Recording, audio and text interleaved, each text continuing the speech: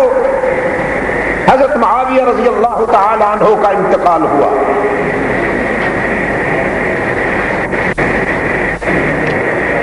سن 57 ہجری کو حضرت معاویہ رضی اللہ تعالی عنہ نے حالات کو ملحوظ رکھتے ہوئے امت مسلمہ کی آئندہ قیادت کے لیے اپنے بیٹے کے حق میں مسلمانوں سے بیعت لی۔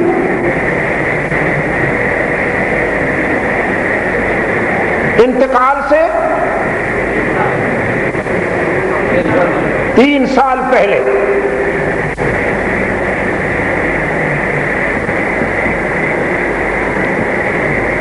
یہاں پر یار لوگوں نے پھر حاشیہ آرائی کی کہ اپنے بیٹے کے حق میں کیوں لی؟ یہ تو عمل شیخین کے خلاف ہے۔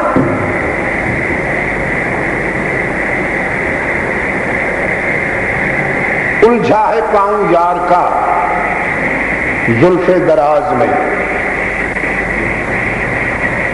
بیٹے کو نامزد کرنا حضرت معاویہ نے اپنے بھائی حضرت علی سے سیکھا ہے۔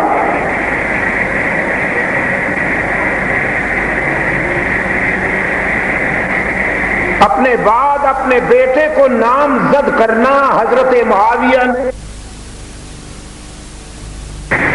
جب حضرت علی نے اپنے بیٹے کو نامزد کیا تو ہمارا ایمان یہ ہے کہ انہوں نے اچھا کیا۔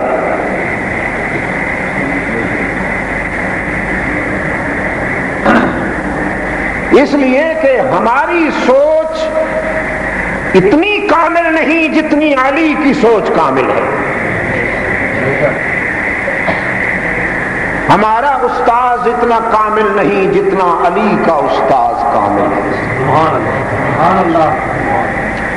ہمارا دور اتنا محفوظ نہیں جتنا علی کا دور محفوظ ہے۔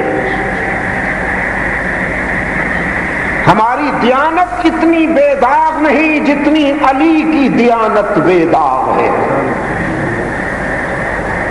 اسلام کی منشا کو اتنا ہم نہیں سمجھ سکتے جتنا علی سمجھتا ہے۔ جب علی نے اپنے بعد امت کی قیادت کے لیے اپنے بیٹے کو نامزد کیا تو ہم کہتے ہیں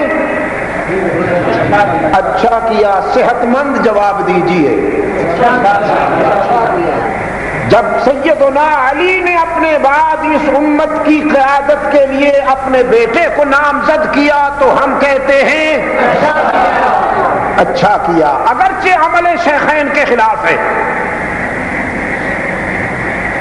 ابو بکر صدیق جب یہ دنیا چھوڑتے ہیں تو اپنے بیٹے کو نامزد نہیں کرتے۔ فاروق اعظم کو جب یقین ہو جاتا ہے کہ اب میری روانگی کا وقت ہے تو اپنے بیٹے کو نامزد نہیں، حالانکہ وہ محدث اعظم ہے۔ عبداللہ ابن عمر رضی اللہ عنہما محدث اعظم ہے، مگر اسے نامزد نہیں کرتے۔ جیسا کہ ابھی میرا بزرگ کہہ رہا تھا، 6 رکنی کمیٹی بنائی، ان افراد پر مشتمل کہ جو مبشر بالجنہ تھے۔ 10 کو اللہ کے رسول نے جنت کی بشارت دی، ابو بکر، فاروق، عثمان، علی، طلحہ، زبیر، عبد الرحمن ابن عوف، ابو عبیدہ بن جراح اور سعید اور سعد رضی اللہ عنہم۔ جب فاروق اعظم لیلائے شہادت سے ہم آغوش ہو کر راہی خلد بری ہونے لگے تو 2 جنتی پہلے جا چکے ہیں، 2 جنتی پہلے جا چکے ہیں، تو 8ویں خود فاروق اعظم ہیں جو اپنی منزل کو روانہ ہو رہے ہیں۔ تو باقی کتنے بچ گئے؟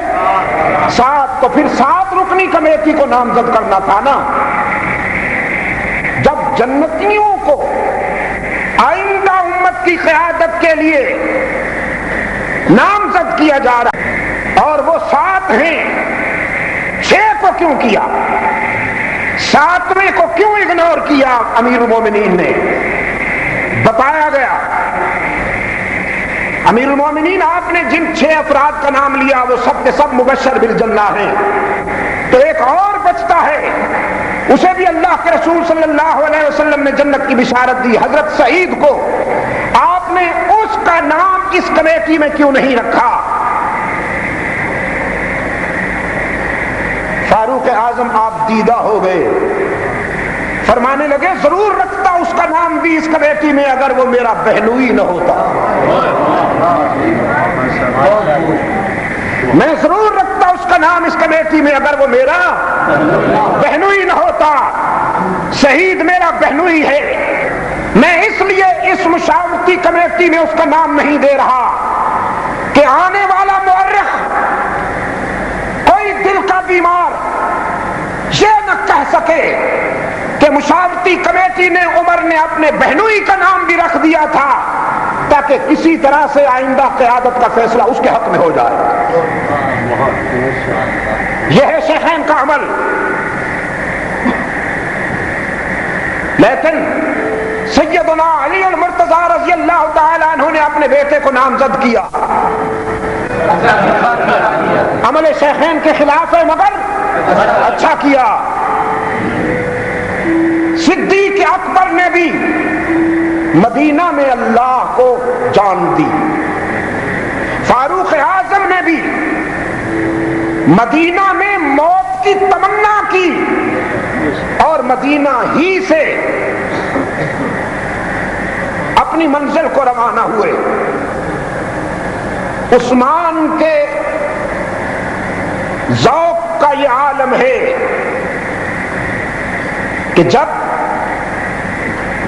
سبائی تحریک کے آدم خور ایجنٹ محاصرہ کیے ہوئے ہیں عثمان ابن عفان کے گھر کا، تو سیدنا معاویہ اور سیدنا مغیرہ رضی اللہ عنہما نے مشورہ دیا، امیر المومنین حالات کے اعتدال پر آنے تک آپ شام چلیں، وہاں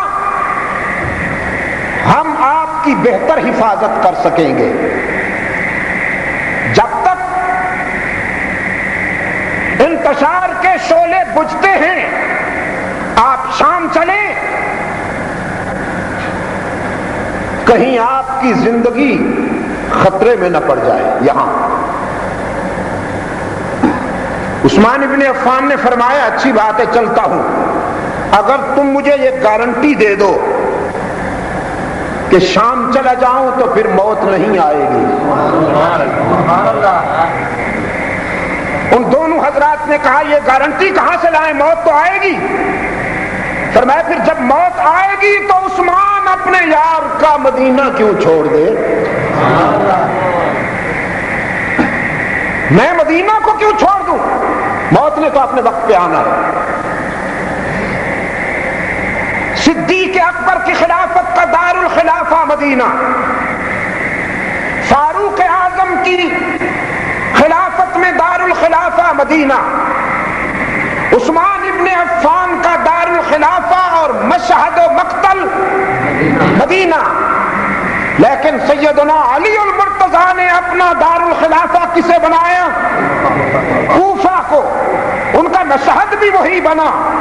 ہم کہتے ہیں اچھا کیے، تمہیں تو دوست بننا بھی نہیں آیا،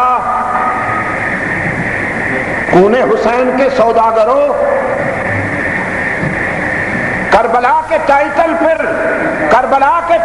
پر بینک بیلنس بنانے والوں، تمہیں تو محبت کرنا بھی نہیں آیا۔ علی کا وکیل صفائی بھی میں ہوں،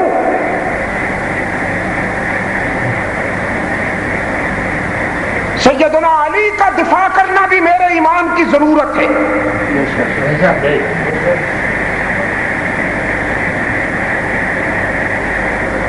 انہوں نے اپنے اجتہادی فکر کے مطابق کوفہ کو دار الخلافہ بنانا مناسب سمجھا، ٹھیک کیا۔ ان کا اجتہادی اجتہادی موقف تھا کہ میرے بعد میرے بیٹے حسن کو میرا جانشین ہونا چاہیے، بالکل صحیح تھا۔ تو اگر یہی بات حضرت معاویہ نے کر دی تو ہضم نہیں ہوتی۔ بعض سنی کہلانے والے ان کے ہاں بھی یہ ضروری ہے کہ جب تک معاویہ کو خطا کار نہ مانو گے اہل سنت نہیں کہلا سکتے ہو تم۔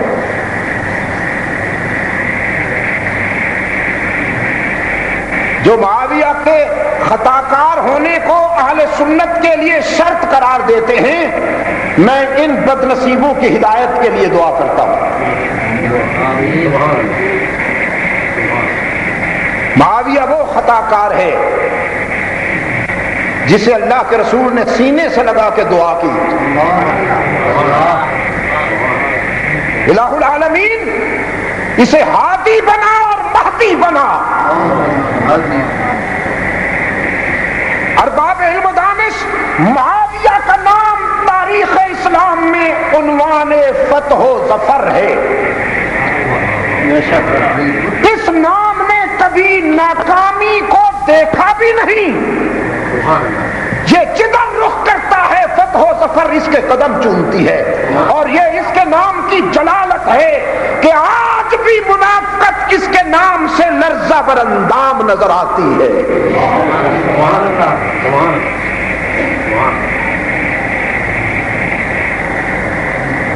معاویہ نے بے شک حضرت علی رضی اللہ تعالیٰ عنہ سے اختلاف کیا، صرف معاویہ نے نہیں کیا، رسول کی زبان سے جنہیں جنت کا سرٹیفکیٹ ملا طلحہ نے بھی اختلاف کیا، سیدنا زبیر نے بھی اختلاف کیا، ام المومنین سیدہ عائشہ صدیقہ نے بھی اختلاف کیا، حضرت مغیرہ نے بھی اختلاف کیا، تقریباً درجنوں ایسے صحابہ ہیں کہ جن کے جلالت کردار سے ہمارا شاندار ماضی چمک رہا ہے، انہوں نے حضرت علی رضی اللہ تعالیٰ عنہ سے اس نقطۂ نظر پر اختلاف کیا کہ عثمان کے قاتلوں کو پہلے سزا ملنی چاہیے، ہم آپ کے ہاتھ پہ بعد میں بیعت کریں گے۔ لیکن یہ اختلاف کفر اسلام کا اختلاف نہیں تھا، یہ اجتہادی اختلاف تھا۔ ان الفاظ کو یاد رکھیں گے آپ تو آگے جا کے آسانی ہوگی۔ ان حضرات نے اختلاف کیا مگر علی کی خلافت قائم ہو گئی۔ اب حضرت علی کا حال دیکھیے، علماء کرام گواہی دیں گے، جمل اور صفین میں جب یہ دونوں حضرات آمنے سامنے تھے اور دونوں کے ہزاروں لوگ مارے گئے تو حضرت علی رضی اللہ تعالی عنہ نے دیکھا کہ ان کے ساتھی لاشوں کو علیحدہ علیحدہ کر رہے ہیں اور کچھ زبانوں پر گالی سنائی دی۔ حضرت علی کے ساتھیوں میں سے بعض کی زبانوں پر گالی آئی ان لوگوں کے لیے کہ جو حضرت عائشہ رضی اللہ تعالی عنہ یا سیدنا معاویہ رضی اللہ تعالی عنہ کے ساتھی تھے۔ آپ کی نہج البلاغت کہتی ہے، نہج البلاغت جسے آپ قرآن سے بھی سینئر مانتے ہیں، نہج البلاغت کہتی ہے کہ علی المرتضیٰ نے جب سنا فرمایا لا تکونوا سبابین،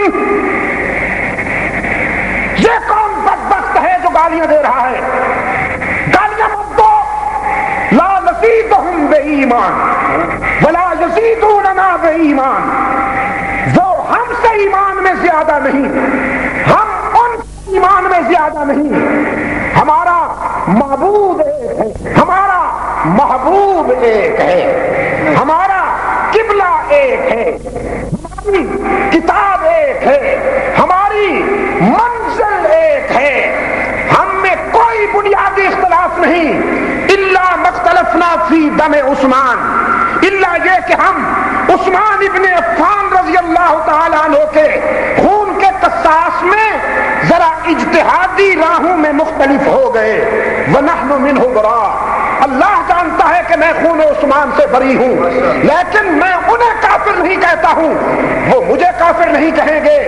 تم لاشیں کیوں علیحدہ کر رہے ہو؟ لوگوں نے کہا اس لیے کہ ہم اپنوں کی نماز جنازہ پڑھائیں گے، ان کی نماز جنازہ ہم کیوں پڑھائیں؟ علی المرتضیٰ نے فرمایا علی پہلے ان کی نماز جنازہ پڑھائے گا، پھر اپنے فوجیوں کی نماز جنازہ پڑھائے گا۔ یہ آپ کا مجتہد مفید صاحب اپنی الارشاد میں لکھتا ہے، آپ کا مجتہد اربلی کشف الغمہ میں لکھتا ہے، یہاں تک کہ آپ کا باقر مجلسی جلاء العیون میں لکھتا ہے۔ حضرت معاویہ رضی اللہ تعالیٰ عنہ، ایک یہاں پہلو خاص طور پر میں آپ سے عرض کرتا چلا جاؤں، میرے دوست بھی دل تھام کر میری باتیں سنیں۔ حسن کے مرید تو ہم ہیں، اگر ارادت کے معیار پر پورا اترنے کا شوق ہے تو آؤ، تم بھی اسے اپنا قائد مانو جسے حسن نے اپنا قائد مانا۔ سن 40 ہجری کو حضرت علی رضی اللہ تعالیٰ عنہ کا، سن 40 ہجری کو سیدنا علی المرتضیٰ رضی اللہ تعالیٰ عنہ کی شہادت ہوئی۔ چند مہینوں تک، چونکہ علی المرتضیٰ نے اپنے بیٹے کو نامزد کر دیا تھا اپنی جانشینی سے متعلق، چند مہینوں تک جانشین رہے، پھر پہچان گئے، شیعان علی کو یہ بھی بات بتاؤں، ابھی میرے بزرگ نے جو بات کہی ہے، شیعہ ایک نہیں ہے صرف، یوں تو ان کے کئی فرقے ہیں، لیکن 3 اس وقت بھی تھے، 3 اس وقت بھی تھے، شیعان علی بھی تھے، شیعان معاویہ بھی تھے، اور شیعان عائشہ صدیقہ بھی تھے۔ اس لیے سوچ کے چلیے، وہ قوم بڑی خوش نصیب ہوتی ہے جس کے ہوش میں جس کے جوش میں ہوش بھی ہو۔ کہیں ایسا نہ ہو کہ جوش میں ہم خود کو نقصان پہنچا بیٹھے۔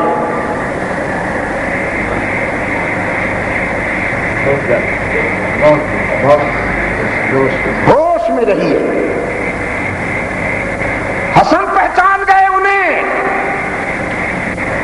حضرت معاویہ رضی اللہ تعالی عنہ کو پیغام بھیجا، تشریف لائیے، میں کمپرومائز کرنا چاہتا ہوں۔ کوفہ کی حیدری جامع مسجد میں، جسے خود علی المرتضیٰ رضی اللہ تعالی عنہ نے بنایا تھا،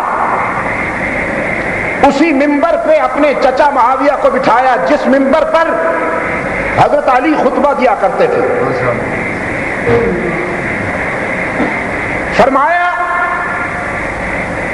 میں شرائط پیش کرتا ہوں، اگر آپ ان شرائط کو پورا کرتے ہیں تو آج کے بعد ہمارے اور آپ کے درمیان کوئی اختلاف نہیں ہوگا۔ میری یہ کیسٹ جو میں گفتگو کر رہا ہوں انتظامیہ کے لوگوں تک بھی پہنچائیے، انہیں سنائیے۔ جو اتحاد کے تصور میں ون وے چاہتے ہیں، جن کے ہاں اتحاد کا فارمولہ یہ ہے کہ انہیں کھلی چھٹی دے دی جائے اور تم سب کچھ سننے کے لیے چپ رہو، یہ تاریخ کی وہ صداقتیں ہیں کہ مجھے دعوت دیجیے جہاں آپ پسند فرمائیں۔ منٹو پارک میں، لیاقت باغ میں، کراچی کے نشتر پارک میں، کوئٹہ کے میزان چوک میں، یا پشاور کے قصہ خانی بازار میں، جہاں آپ پسند فرمائیں وہیں مجھے بلائیں. جو کچھ کہہ رہا ہوں اگر ثابت نہ کروں تو میں خود اپنی سزا موت تجویز کرتا ہوں. مجھے جھوٹ بولنے کی پاداش میں سزائے موت دے دیجیے گا. نہیں، یہ نعرے بھی مجھے نہیں چاہیے. آپ جیئیں، اللہ آپ کو سلامت رکھے. بہت مجھے وہ نعرے بالکل پسند نہیں ہے جو مروا ڈالے. آپ سلامت رہیں، آپ زندہ رہیں بس. اگر آپ کے نعروں میں کوئی وزن ہوتا نا تو اس محرم میں کوئی جلوس باہر نہ نکلتا. میرے زخموں کو مت چھیڑو تم نعرہ بازو. صرف گرجنا جانتے ہو نا، برسنا نہیں جانتے. برس کے دکھایا ہوتا نا پھر مجھے دیکھوں گا. دعا کر رہا ہوں اللہ آپ کو سلامت رکھے، میں رہوں یا نہ رہوں. آپ زندگی کا مظاہرہ کر کے دکھائیے.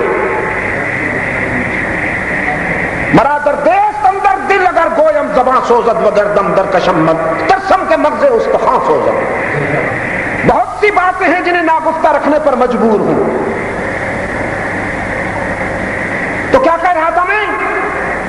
مجھے کسی مقام پر آپ بلائیے، میں یہ باتیں ثابت کروں گا انہی کی لٹریچر اور انہی کی کتابوں سے.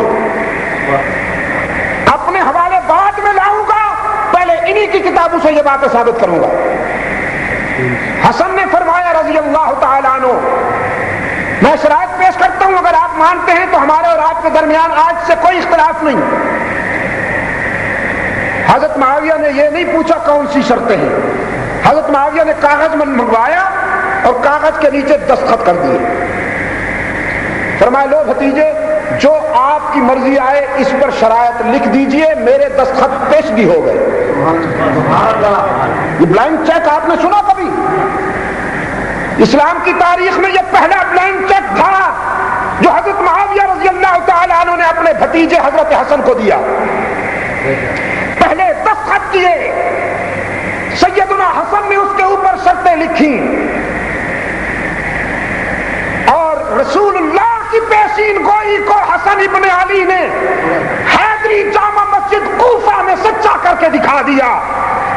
اور منافقین کو ہمیشہ کے لیے سیاہیوں کے کارے مذلت میں پھینک کر معاویہ کے ہاتھ پہ ہاتھ رکھ کر معاویہ کو اپنا قائد تسلیم کیا اور اپنے بھائی حسین سے کہا تم یا حسین، میرے بھائی حسین اٹھو، جسے میں نے قائد مانا ہے تم بھی اسے اپنا قائد مانو.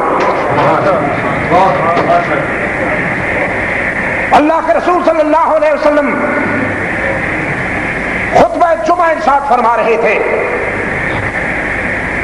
سامنے چھوٹا سا بچہ حضرت حسن رضی اللہ تعالیٰ عنہ جب مسجد نبوی میں داخل ہوا تو چوکھٹ کی ٹھوکر لگنے کی وجہ سے گر گیا. رحمت عالم نے منبر چھوڑ دیا، خطبہ چھوڑ کر اٹھے اور اپنے نواسے کو اٹھا کر سینے سے لگا دیا. اٹھا کے لائے اور گود میں لے کر پھر منبر پہ بیٹھ کے خطبہ ارشاد فرمایا. صحابہ کے چہروں پہ تجسس آیا، سسپنس آیا کہ آج سے پہلے تو اللہ کے رسول نے ایسا نہیں کیا، یہ ہم کیا دیکھ رہے ہیں؟ رحمت عالم نے چہرے پڑھ لیے، فرمایا ان ابنی ھذا سید. سنو، مجھے بذریعہ وحی بتایا گیا ہے. نبی جب ایسی باتیں کرتا ہے تو کال ملی ہوئی ہوتی ہے. نبی علام الغیوب نہیں ہوتا، کال ملی ہوئی ہوتی ہے. فرمایا بذریعہ وحی مجھے بتایا گیا ہے کہ میرا یہ بیٹا سردار بنے گا قوم کا، اور اسی کے ہاتھوں فلعل اللہ ان یصلح بہ بین فئتین عظیمتین من المسلمین، اسی میرے لخت جگر کے ہاتھوں سے مسلمانوں کی دو لڑنے والی جماعتیں شیر و شکر ہو جائیں گی، آپس میں بھائی بھائی ہو جائیں گے. حسن ابن علی رضی اللہ تعالی عنہما نے آج اپنے نانا کی وہ بشارت، وہ پیشین گوئی سچائی ثابت کر کے دکھا دی. سن 41 ہجری میں، سن 41 ہجری میں حضرت معاویہ رضی اللہ تعالیٰ عنہ کے ساتھ اخوت کا رشتہ قائم ہوا، مودت کا رشتہ قائم ہوا. 47 کو حضرت حسن کا انتقال ہوا. 41 اور 47 کے درمیان کتنا مارجن ہے؟ 6 سال. دیتا ہوں انہیں، دعوت دیتا ہوں، اور ہوش میں نہیں تو نشے میں صحیح، کوئی اپنی معتبر نہیں تو کمزور ہی صحیح، کسی تاریخ کی کتاب میں ثابت کر دو کہ ان 6 سالوں کے درمیان حضرت حسن اور معاویہ کے درمیان کسی بات پر کوئی اختلاف ہوا ہو۔ 47 ہجری کو حضرت حسن رضی اللہ تعالیٰ عنہ اپنی منزل کو روانہ ہو گئے، اور 60 ہجری کو حضرت معاویہ کا انتقال ہوا۔ 41 اور 60 کے درمیان کتنا مارجن ہے؟ 19 سال۔ ان 19 سال میں تاریخ کے کسی حوالے سے ثابت کر کے دکھاؤ کہ حضرت حسین اور حضرت معاویہ کے درمیان کسی بات پر کبھی کوئی اختلاف ہوا ہو۔ اور سیدنا حسن رضی اللہ تعالیٰ عنہ کی شرائط میں سے ایک شرط یہ بھی تھی کہ انہیں اخراجات کے لیے ماہانہ سالانہ 1 لاکھ درہم دیا جائے گا یا دینار دیا جائے گا۔ یہ اس دور کا جو 1 لاکھ ہے، یہ آپ خود حساب لگا لیجئے کہ آج کے مندے کے دور میں جو کرنسی کا منہ کالا ہو چکا ہے، اس دور کا 1 لاکھ دینار آج کا کیا بنے گا۔ حضرت معاویہ رضی اللہ تعالیٰ عنہ دیتے رہے اور اہل بیت رسول لیتے رہے۔ اب ان کے ہاں یہ باتیں جب بیان ہوتی ہیں تو یہ کہتے ہیں مجبوری کی وجہ سے ایسا کیا۔ یہ ثابت یہ کرنا چاہتے ہیں کہ امت میں کوئی بھی ان کا ساتھ دینے والا نہیں تھا۔ کتنے پاپولر ہیں، لیڈرشپ تو دیکھیے کہ امت میں کوئی ان کا ساتھ دینے والا نہیں تھا، مجبوری کی وجہ سے یہ فیصلے کرنے پڑتے تھے۔ اور ہمارا ایمان یہ ہے، علی اور علی کی اولاد مجبور نہیں ہوتی، وہ جب کسی کا ساتھ دیتے ہیں تو مسرور ہو کر دیتے ہیں، مجبور ہو کر نہیں۔ اور جب اختلاف کرتے ہیں تو خوش ہو کر سر کٹا دیتے ہیں، جھکتے نہیں۔ میں آ رہا ہوں، 57 کو بیعت ہوئی، حضرت معاویہ رضی اللہ تعالیٰ عنہ نے اپنے بیٹے کے لیے بیعت لی امت سے، سینکڑوں نہیں ہزاروں صحابہ نے بیعت کی، صرف 5 حضرات نے اختلاف کیا۔ کتنے؟ عبد الرحمن ابن ابی بکر، عبداللہ ابن عباس، عبداللہ ابن عمر، حسین ابن علی اور عبداللہ ابن زبیر رضی اللہ تعالی عنہم، 5 حضرات نے اختلاف کیا۔ جب حضرت معاویہ کا انتقال ہوا تو عبد الرحمن ابن ابی بکر نے اور عبداللہ ابن عباس نے حضرت معاویہ کے انتقال کی خبر سنتے ہی ان کے بیٹے کے حق میں بیعت کا اعلان کر دیا۔ باقی کتنے بچ گئے؟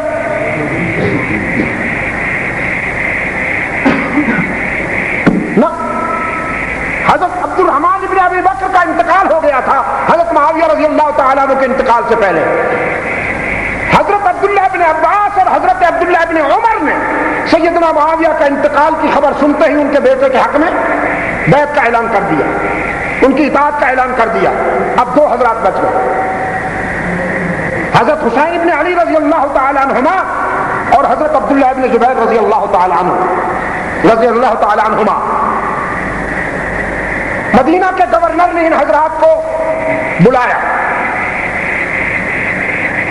فرمایا تم کیا فیصلہ کر رہے ہو؟ سیدنا حسین رضی اللہ تعالی عنہ نے فرمایا مجھے تھوڑا سا وقت دو کہ میں سوچوں۔ گورنر مدینہ ولید نے کہا جائیے پھر آج کی رات آپ کو مہلت ہے کہ آپ سوچیں۔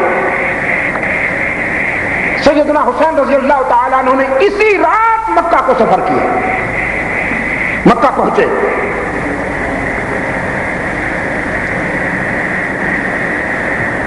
بازاری مورخ کہتا ہے کفر مسلط ہو گیا تھا، اسلام کی کشتی کفر کے بھمر میں پھنس چکی تھی، اسے بچانے کے لیے یہ سب کچھ ہوا ہے۔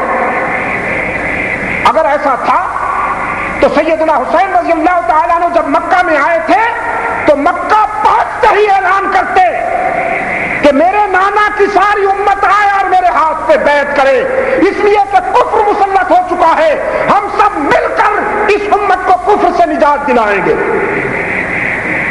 دعوت دیتا ہوں، تاریخ کے کسی حوالے سے ثابت کیجئے کہ حضرت حسین رضی اللہ تعالیٰ عنہ نے مکہ پہنچ کر اپنی بیعت کا اصرار کیا ہو یا امت سے تقاضا کیا ہو کہ آؤ میرے ہاتھ پہ بیعت کرو۔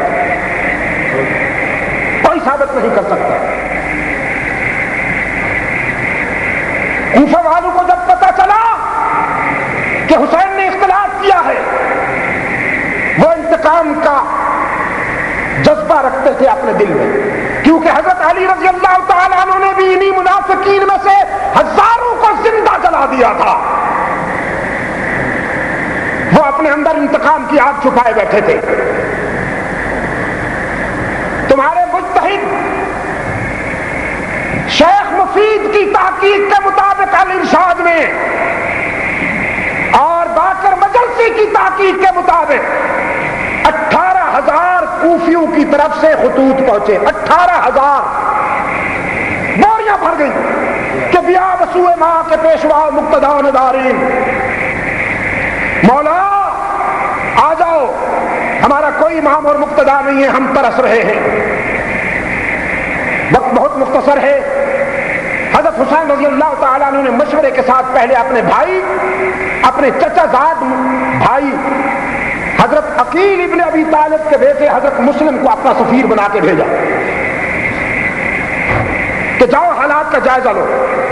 8 ذو الحجہ کو حضرت حسین نے مکہ سے کوفہ کی طرف سفر کیا، 8 ذو الحجہ کو، جب امت مسلمہ حج کے لیے منا میں بیٹھی ہے، حضرت حسین رضی اللہ تعالیٰ عنہ 8 ذو الحجہ کو سفر کر رہے ہیں۔ حضرت عبداللہ ابن عباس رضی اللہ تعالیٰ عنہ جو حضرت حسین کے چچا بھی ہیں اور حضرت علی رضی اللہ تعالیٰ عنہ کی فوج کے کمانڈر ان چیف بھی ہیں، وہ سامنے آئے، کہنے لگے بھتیجے کہاں جاتے ہو؟ فرمایا چچا مریدوں نے دعوت دی ہے، کوفہ جا رہا ہوں۔ فرمایا بیٹا جن کے ہاتھ تیرے باپ کے خون سے رنگین ہیں وہ تجھ سے وفا نہیں کریں گے۔ حضرت حسین رضی اللہ تعالیٰ عنہ نے فرمایا میں چاہتا ہوں میری وجہ سے امت میں فساد نہ پڑے، میں اصلاحی جذبے کے تحت کوفے جا رہا ہوں تاکہ میری وجہ سے خون ریزی نہ ہو۔ عبداللہ بن عباس رضی اللہ تعالیٰ عنہ نے فرمایا بیٹا یہ لوگ قابل اعتماد نہیں ہیں، دوستی کے قابل نہیں ہیں۔ حسین رضی اللہ تعالیٰ عنہ نے فرمایا آپ دعا کیجئے، میں ارادہ کر چکا ہوں اور میں اذا عزمت فتوکل علی اللہ پہ عمل کرنا چاہتا ہوں۔ ابن عباس نے فرمایا بھتیجے اگر مجھے یقین ہو کہ میں تیرے گھوڑے کے سامنے لیٹ جاؤں تو تو رک جائے گا تو میں ابھی لیٹنے کے لیے تیار ہوں، لیکن تو رکے گا نہیں تو پھر یاد رکھنا کہ میں اپنی فراست کی نظر سے آپ کی داڑھی خون میں رنگین دیکھ رہا ہوں، میں اپنی فراست کی نگاہوں سے آپ کی داڑھی کو خون سے رنگین دیکھ رہا ہوں، جاؤ بیٹے اللہ آپ کی حفاظت فرمائے۔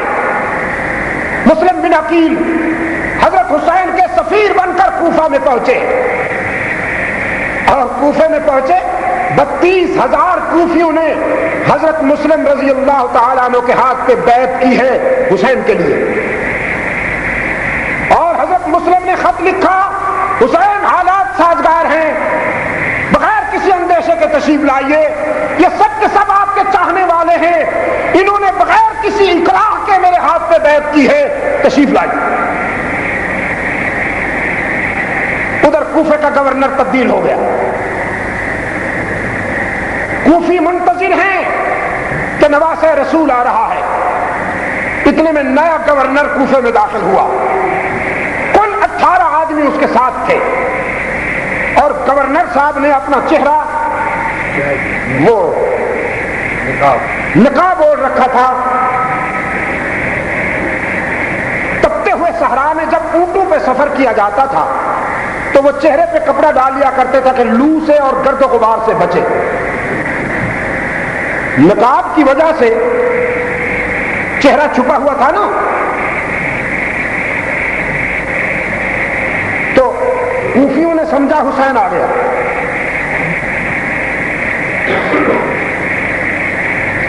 کہنے لگے السلام علیکم یا ابن رسول اللہ, صدقے جاؤں مولا, ہم منتظر تھے آپ آ گئے, صدقے جاؤں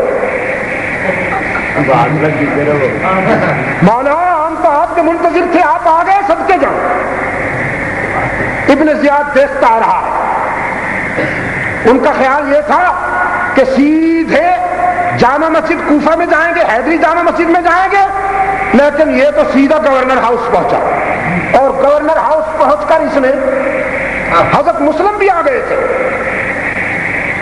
تیرا ملا باقر مجلسی کہتا ہے 32 کے 32,000 جنہوں نے حضرت مسلم کے ہاتھ پر حضرت حسین کے لیے بیعت کی تھی, وہ سارے کے سارے یہ سمجھ کر باہر نکل آئے کہ حسین ابن علی آ گیا ہے. حضرت مسلم بھی تشریف لائے, لیکن گورنر ہاؤس پہنچ کر جب ابن زیاد نے منہ سے چادر ہٹائی تو اندر سے کچھ اور نکلا. کہنے لگا کہ تم کیا کہہ رہے تھے, السلام علیکم یا ابن رسول اللہ.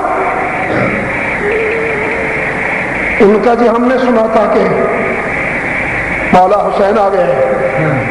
اس نے کہا تو پھر اب تو میں آ گیا ہوں, میں تمہاری کھال اتار دوں گا, میں تمہاری بیویوں کو بیوار, تمہارے بچوں کو یتیم بنا دوں گا. اب بتاؤ حسین کی حمایت کرو گے یا میری؟ انہوں نے کہا مولا تیری.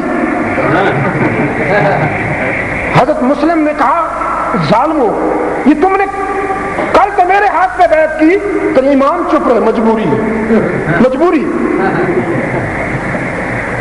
سب نے ابن زیاد کی حمایت کا اعلان کر دیا. یہ کل بھی چکر باز تھے,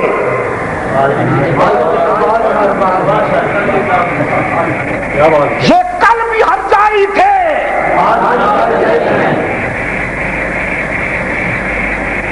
یہ جن کے دوست بنے انہیں کسی اور دشمن کی ضرورت نہیں. سب کے سب گورنر کی حمایت کا اعلان کر چکے. مسلم نے پلٹ کے دیکھا تو 32 بھی باقی نہیں. اب وہاں سے ہٹے ہیں حضرت مسلم کہ کسی طرح سے میں اپنے بھائی حسین کو اطلاع دوں کہ ادھر نہ آنا. رات کا وقت ہے, اجنبی مسافر کوفے کے گلیوں میں گھومتا پھر رہا ہے. جو بھی شخص دیکھتا ہے امام آ رہا ہے دروازہ بند کر لیتا ہے.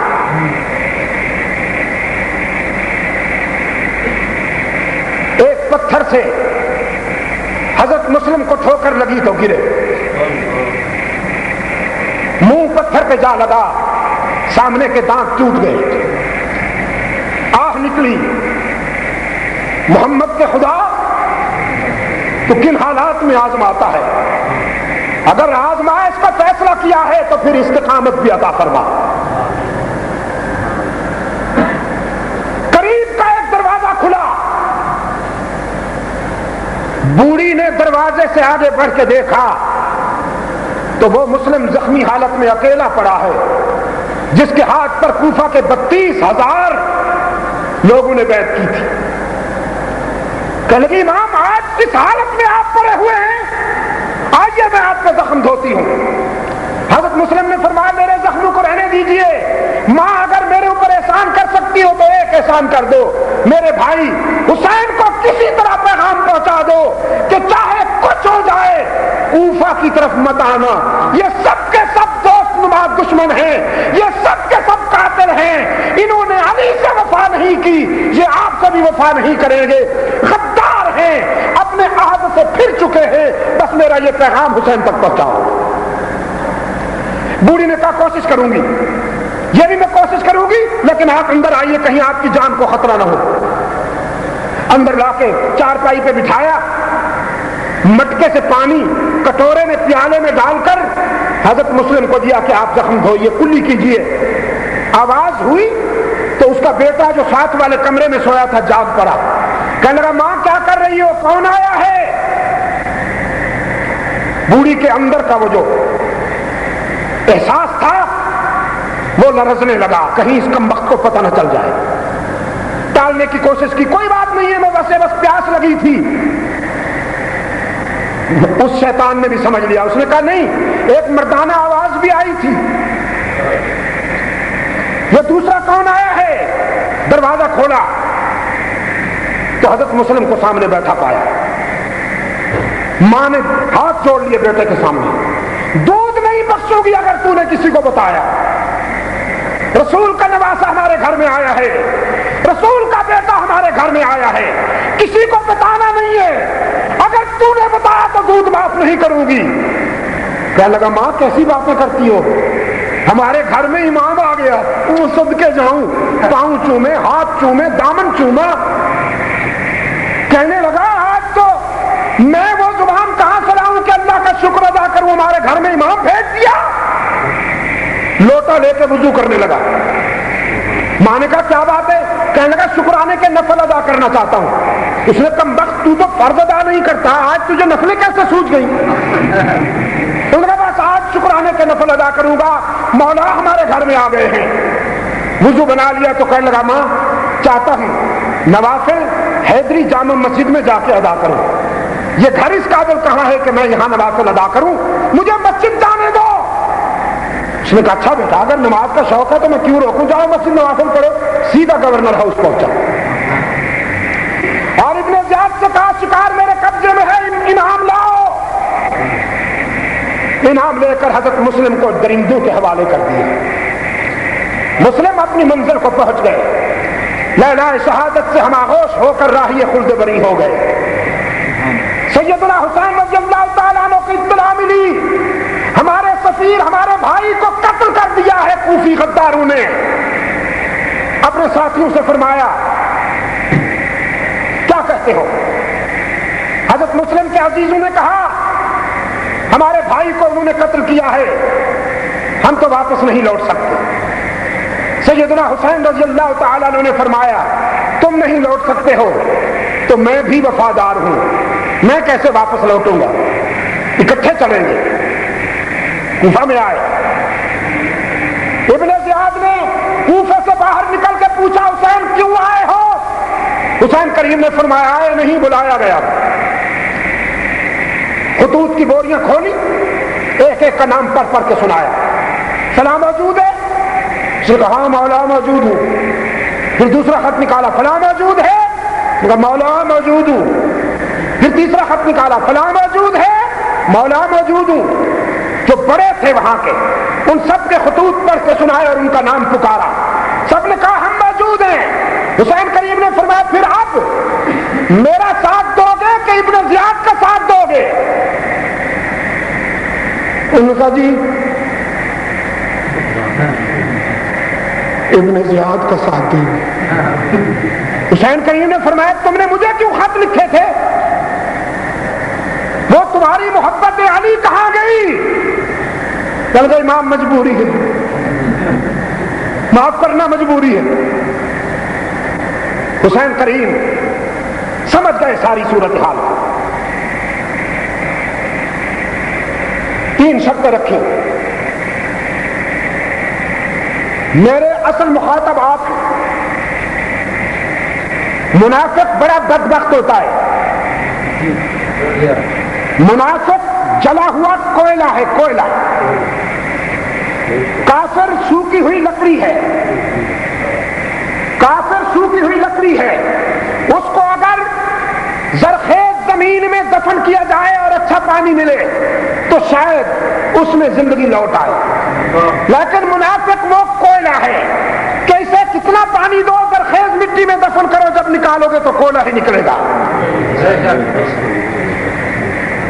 میرے اصل مخاطب آپ ہیں، سنی جاہل سنی جو ترقی کر کے سن ہو چکا ہے، پیشہ ور باعث بدر بیان تو شرح صدر نہیں ہوتا، احد بیان کرے تو شرح صدر نہیں ہوتا، تبوک یرموک مدائن اور قادسیہ بیان کرے تو شرح صدر نہیں ہوتا، لیکن جب کربلا بیان کرے تو کمنٹری نشر کرتا ہے جیسے آنکھوں دیکھا حال بیان کر رہا ہو۔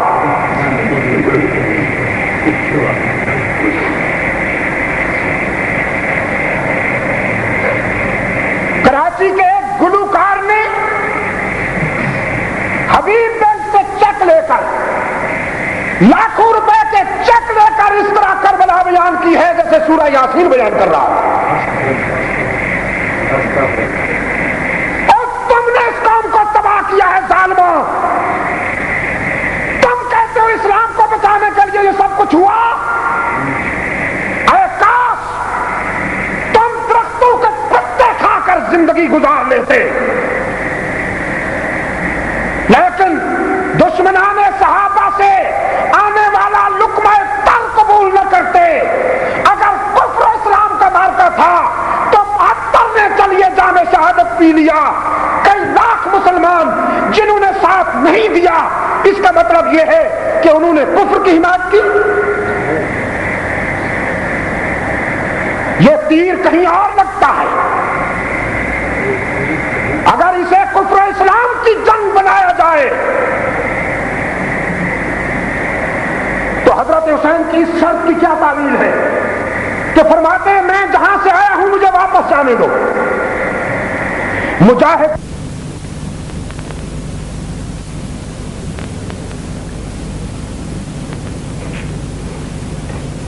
سینٹر میں پاٹ کر رہے ہیں،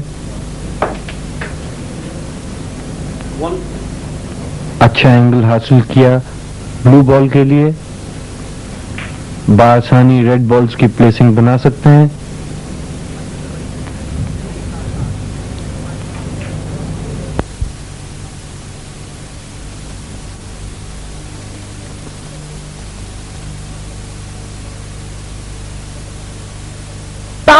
اس محاذ کو کفر و اسلام کا محاذ نہیں سمجھتے تھے۔ تیسری شرط یہ تھی کہ مجھے امیر شام سے ملنے دو، وہ میرے چچا کا بیٹا ہے، میں اس سے معاملات طے کر لوں گا۔ اگر تیری جلال عیون سے ثابت نہ کروں، اگر تیرے شیخ مفید کی الارشاد سے ثابت نہ کروں، اگر تیرے اربلی کی کشف الخطبہ سے ثابت نہ کروں، اگر تیرے ابن صداق کی الفصول المہمہ سے ثابت نہ کروں تو گولی تیری سینہ میرا۔ تیری کتابوں سے یہ 3 شرطیں ثابت کروں گا۔ حسین کریم نے فرمایا جہاں سے آیا ہوں واپس جانے دو۔ حسین کریم نے فرمایا مجھے کسی سرحد پہ بھیج دو میں وہاں لڑوں گا۔ حسین کریم نے فرمایا امیر شام سے ملنے دو، میں اس سے معاملات طے کر لوں گا۔ لیکن ابن زیاد کا تقاضا تھا ہم یہ تینوں شرطیں نہیں مانتے، تم میرے ہاتھ پہ بیعت کرو امیر شام کے لیے، جس طرح کوفہ والوں نے مسلم کے ہاتھ پہ بیعت کی تھی آپ کے لیے، آپ میرے ہاتھ پہ بیعت کریں ان کے لیے۔ حسین نے فرمایا پھر نبی کے خون سے یہ توقع مت رکھو، علی کے بیٹے سے یہ توقع مت رکھو، اب میں گیدڑ کی زندگی پہ لعنت بھیجوں گا، اب میں شیر بن کر اپنی جان دوں گا، لیکن تجھ جیسے منافق کے ہاتھ پہ بیعت نہیں کروں گا۔ حسین نے اپنی جان دے دی، حسین نے اپنی جان دے دی انتہائی شجاعت اور بہادری کے ساتھ، اپنے ساتھیوں سمیت، اپنے عزیزوں سمیت، اور کربلا میں سب سے پہلے حسینی قافلے کے جس فرد نے جام شہادت لوش کیا ہے، مولوی آپ کو نہیں بتائے گا، وہ تو خیر بتائے گا ہی نہیں، ادھر والے کو بتا، ان کی تو انتڑیوں کا سوال ہے نا، لیکن یہ پیشہ ور مولوی بھی نہیں بتائے گا، اس کو بھی اس عنوان سے مال ملتا ہے بہت سارا۔ سب سے پہلا شہید جس نے حسینی قافلے میں سے حسین کی حمایت میں جام شہادت پی کر اپنی جان آفری کے سپرد کی ہے، وہ علی کا بیٹا ابو بکر ابن علی ہے. دوسرا شہید عمر ابن علی ہے. تیسرا شہید عثمان ابن علی ہے. چوتھا شہید عمر بن حسن ہے. پانچواں شہید عثمان ابن حسن ہے. علی نے اپنے بیٹوں کا نام ابو بکر عمر عثمان کے نام پہ رکھا. حسن نے بھی اپنے بیٹوں کا نام عمر اور عثمان کے ناموں سے رکھا. بیٹوں پر دوستوں کے نام رکھے جاتے ہیں, دشمنوں کے نام نہیں رکھے جاتے. انتظامیہ کے افسروں, اگر اتحاد چاہتے ہو تو پھر ادھر سے بھی کچھ منواؤ. ان سے کہو وہ اسی طرح صدیق و عمر عثمان سے محبت کریں جس طرح علی و حسن و حسین محبت کرتے تھے. سارا اختلاف ختم ہو جائے گا.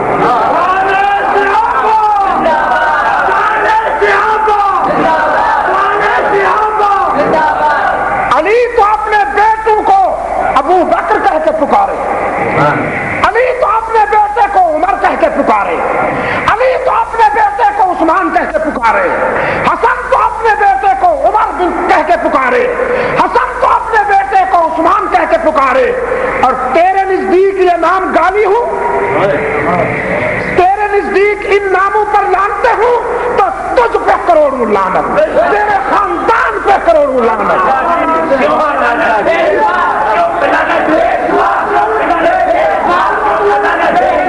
اور تو ابو بکر کا دشمن نہیں, اور بازاری ذاکر تو ابو بکر کا نہیں علی کا بھی غدار ہے, تو عمر کا نہیں حسن کا بھی غدار ہے.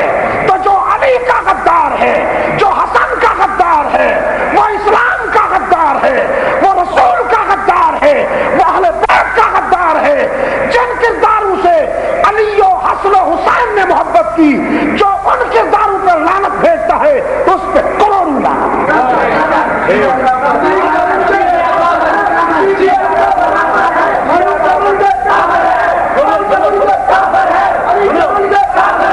میرے عزیز دوستو,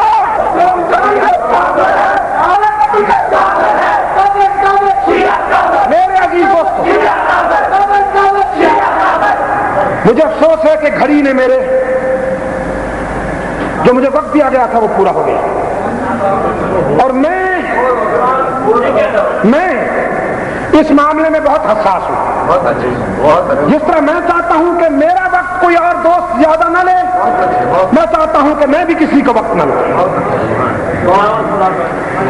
ایک بات بتا دوں, میں کینیڈا میں تھا, کینیڈین ٹیلی ویژن نے ایک فلم دکھائی, محرم کے جلوس, تازیے, گھوڑے اور یہ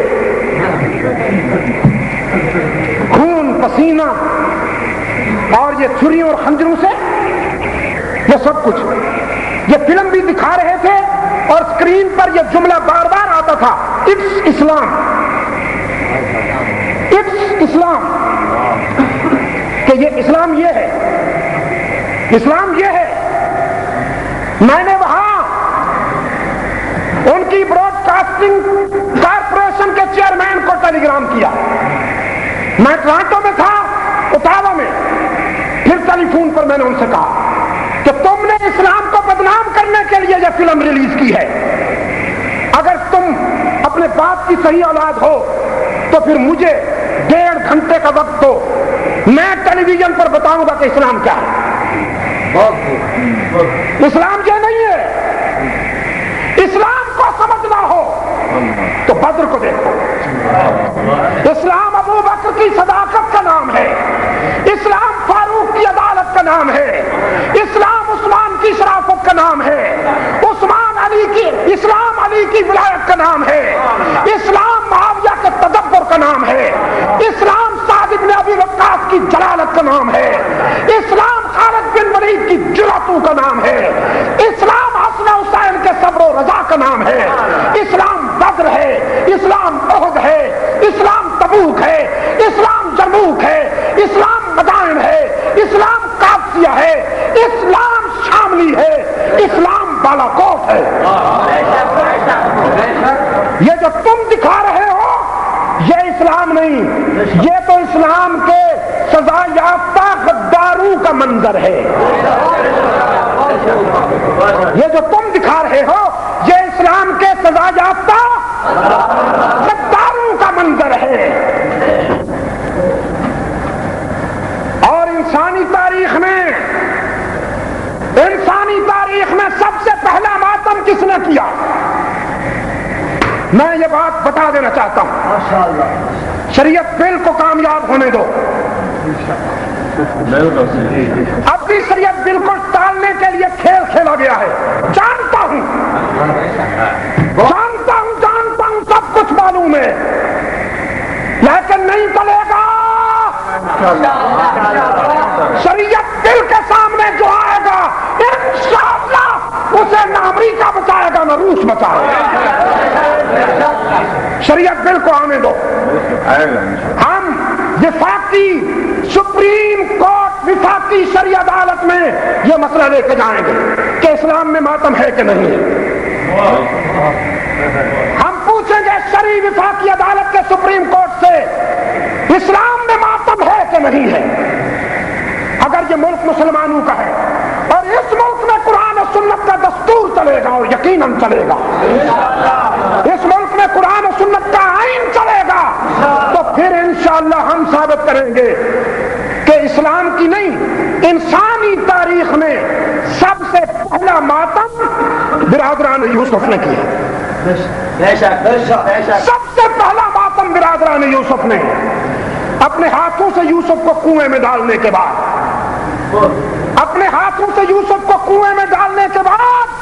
یوسف کا خون آلود کرتا اٹھائے ہوئے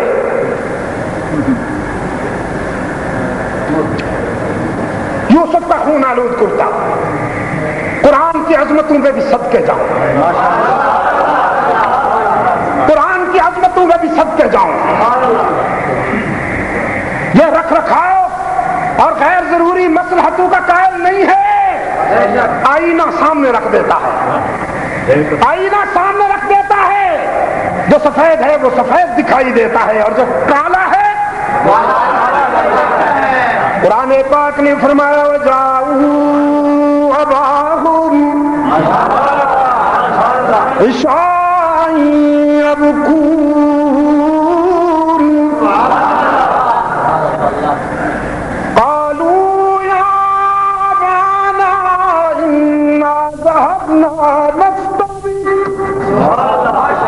وتركنا يوسف عند متاعنا فأكله الذئب وما أنت بمؤمن لنا ولو كنا صادقين.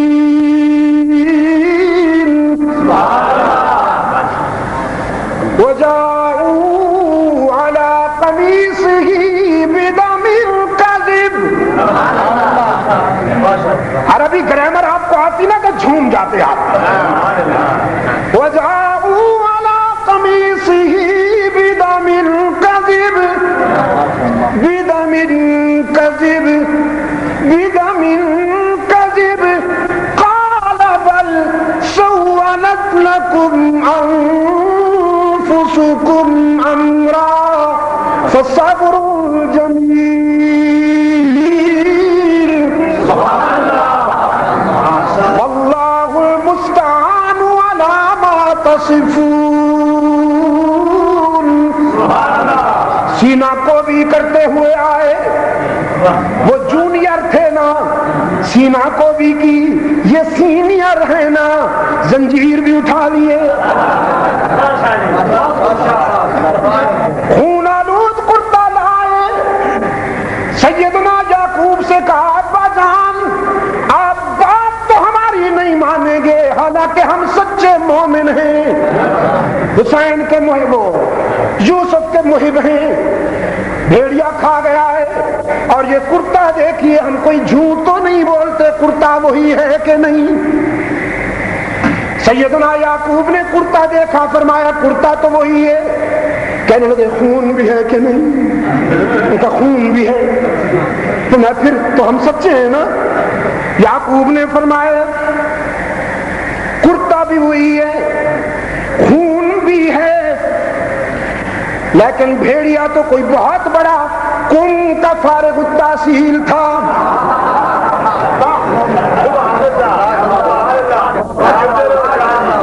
بھیڑیا کوئی تہران یونیورسٹی کا پڑھا لکھا تھا. بھیڑیا کوئی بہت بڑا مجتہد اعظم تھا. کوئی بہت بڑا علامہ خانہ خرابی تھا. بیٹے کو تو کھا گیا لیکن کرتے پہ ایک بھی دانت نہیں لگا, ناخن نہیں لگا. معلوم ہوتا ہے اس نے پہلے میرے بیٹے کا کرتا اتارا ہوگا, پھر میرے بیٹے کو چیر پھاڑ کر کھایا ہوگا, پھر خون لگایا ہوگا, پھر تمہیں دے دیا ہوگا. یہی کہانی منوانا چاہتے ہو مجھ سے؟ بل سولت لکم انفسکم امرا. او فنکارو, یہ سب تمہارا آرٹ ہے, یہ سب تمہارا منصوبہ ہے, یہ سب تمہاری من گھڑت کہانی ہے. خبر تو بڑی دردناک ہے, میرا دل ٹکڑے ٹکڑے ہو گیا, لیکن یہ خبر سننے کے باوجود ماتم نہیں کروں گا. فصبر جمیل, کیونکہ جھوٹے ماتم کیا کرتے ہیں, سچے ہمیشہ صبر کیا کرتے ہیں. صبر تو کریں گے پیغمبر, لیکن تیرے بیٹے کا کیا بنے گا؟ آپ نے تو صبر کر لیا نا, تیرے بیٹے کا کیا بنے گا؟ فرمایا واللہ المستعان علی ما تصفون. میں اپنے مشکل کشا کے سپرد کرتا ہوں, اللہ میرے بیٹے کا حامی و ناصر ہے. یعقوب نے آزمائش کی اس گھڑی پر کس سے مدد مانگی؟ یعقوب نے آزمائش کے اس مرحلے پر کس سے مدد مانگی؟ یعقوب نے کسے مشکل کشا کہا؟ اللہ المستعان. معاف کرنا بھائی, ثانی صاحب معاف کرنا.